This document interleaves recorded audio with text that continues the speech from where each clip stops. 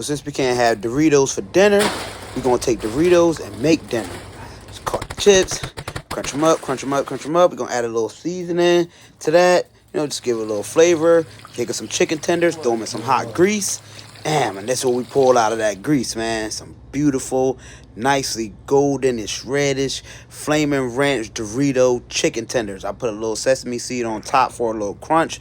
But let's see what that looks like in the inside. Oh my goodness.